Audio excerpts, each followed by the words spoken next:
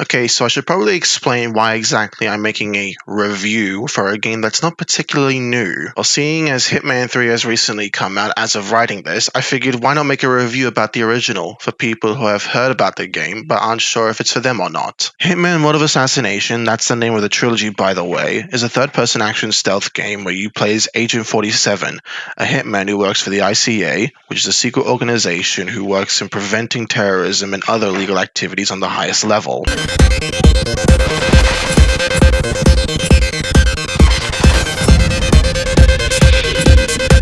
Or at least that's what I think it's about. I honestly stopped paying attention to the story and just wanted to play the actual game. And the actual game is rather fun. Basically how it works is you knock out or kill people, like say a guard, and you can steal their disguise and access other areas of the map that would otherwise be considered trespassing. This doesn't work on everyone, keep in mind. You can't knock out like a female employee and expect to wear the fucking uniform.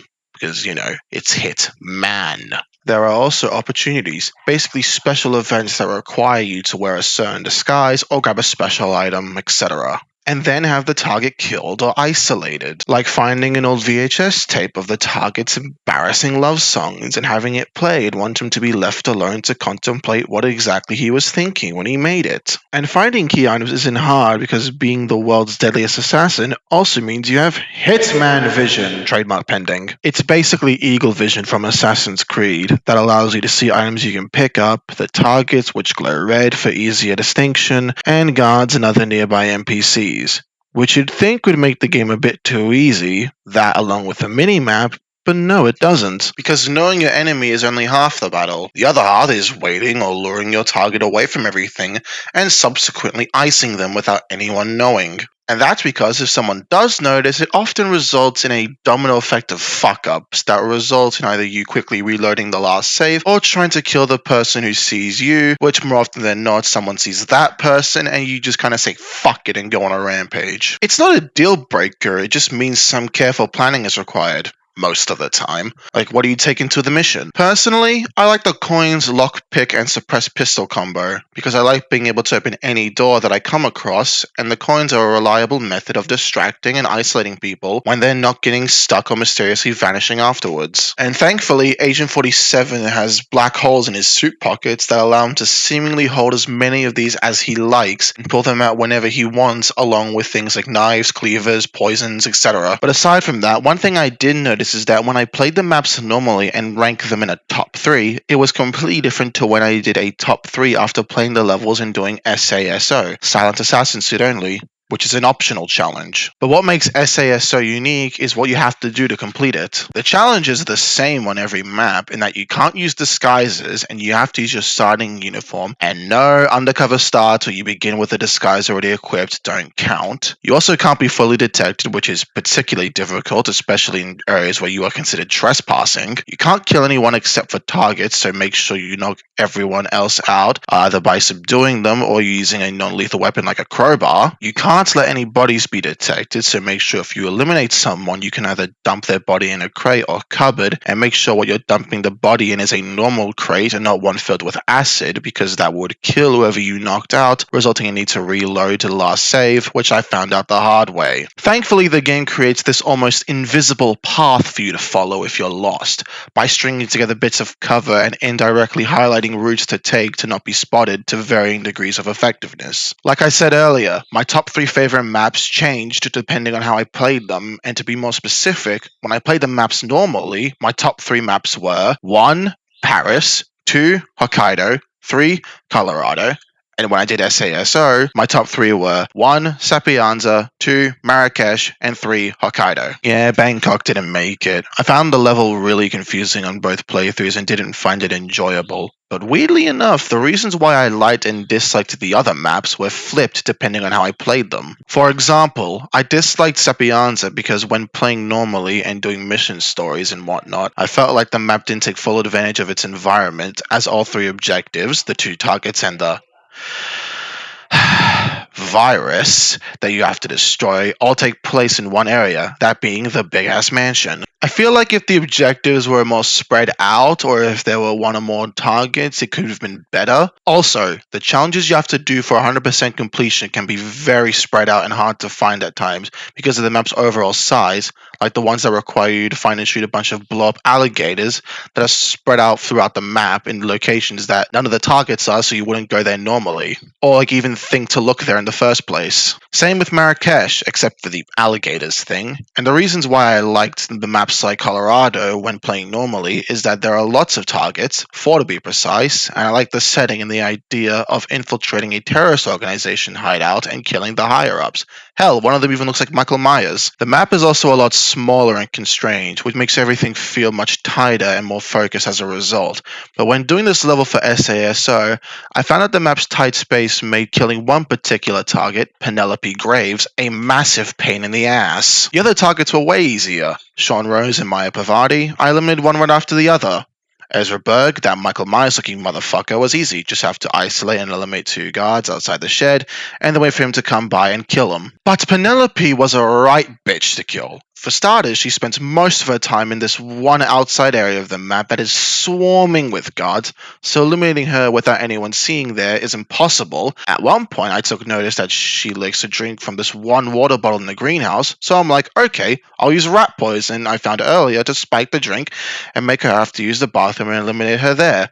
As creepy as that sounds. But no, she just pukes in the bin inside the greenhouse, and I can't get in without getting seen by her guards.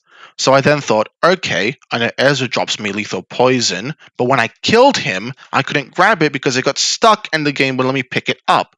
So I had to reload a save, which was way back when I had to kill Sean and Maya again, which took me easily over 20 tries to do, sometimes because I would miss the headshot and they would get alerted, and sometimes because I'd kill them both too quickly, and some guard from far away with godlike vision sees it happen, and then sometimes I do it fine and hide the bodies, but then fuck up a few minutes later and have to reload anyway. Oh, but Houston, why don't you just make a save after you killed those 2 so you wouldn't have to keep repeating it over and over again? Because I double osmium with how fucking dense I am, and I didn't think to do that until much later. So anyway, I do that, and after several failed attempts to eliminate Ezra, I kill him as well, grab the poison, wait for the guard who sits in the greenhouse to leave, and spike it, and it worked. Great, I thought. Now all I gotta do is get to an exit, and they found the body. God fucking damn it! Yeah, turns out killing someone in a room made entirely out of glass makes them very easy to see if they happen to be dead. So I thought, okay, I'll poison the drink and then leg it for the exit, so that way I can escape before they see it. But all the exits nearby were either guarded or require a special item to get through,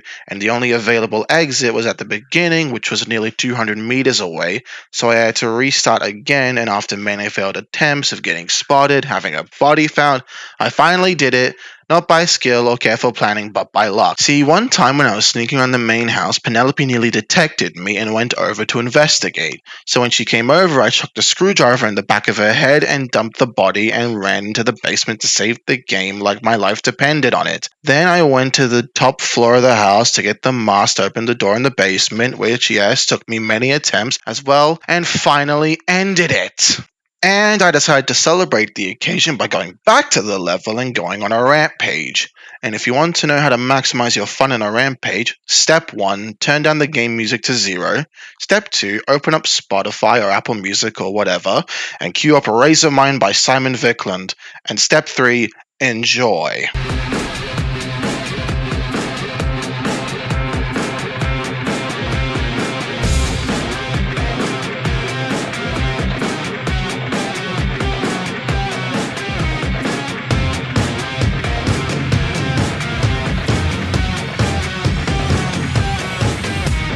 But I digress. Now, particularly observant viewers would have noticed I put Hokkaido on both lists, and that's mostly because of how the map changes the game fundamentally. It's the last map in the game, and when you start out, you have nothing. No pistols, no coins, no lockpick, nothing. Unless you reach Mastery 20, which is the max, which you have to play the level in the first place to do so. Otherwise, you have no items to start with and must find everything yourself. Also, yeah, Mastery. Basically, if you complete challenges and story missions, you gain Mastery over the map, which unlocks new items, starting locations, which sometimes allow you to start off undercover with a disguise already equipped, usually a low tier one like a chef or janitor, and areas to smuggle in one item, like a sniper rifle or SMG. But all that aside, I like what the map does, although I'll admit I did look up a guide for when doing SASO, because not being able to disguise means practically every door is locked, so I looked up what you have to do. Turns out you have to sneak into near the helipad and grab a crowbar from a room below said helipad, run all the way back to the security room, wait for the guard to go in or out to let you through, knock them out, dump them in a locker, delete the evidence to turn off all the cameras, open a wall safe with the crowbar to take the hacking thingy inside, go back to the area below the helipad, but this time go through a different door and head down to the morgue. Open up a tray thing that holds the humans and let this guy out, and he gives you the RFID chip, basically the master key for the whole map. Which, as you can guess, it kind of breaks the map in half, because whereas before you couldn't get through doors because they're required to have a special uniform, also won't give access, now all the doors classify you as a director, which allows you to go anywhere. Granted, you don't have to do it this way, the whole game is about completing objectives however you like, but I cannot but feel like this is a requirement because a lot of the map is locked off otherwise, and you need to access these areas at least once or the mission is just infinitely harder. And by this point, I already expended all my masochistic energy in Colorado, so I took the easier route, and don't get me wrong, I still had to reload a few times because remember, double osmium, but it was still enjoyable overall. Now, even though I just spent the last few minutes rambling on about how bad Colorado, Bangkok, and Hokkaido are, it's not a deal breaker for me because it doesn't break what the game is as a whole, which is finding unique ways to murder people, whether it be chucking a screwdriver at the back of someone's head quickly and subtly, or grabbing a rifle or SMG and going ballistic. It's all up to you, as long as the targets are in some way dead by the end. And it's still very fun.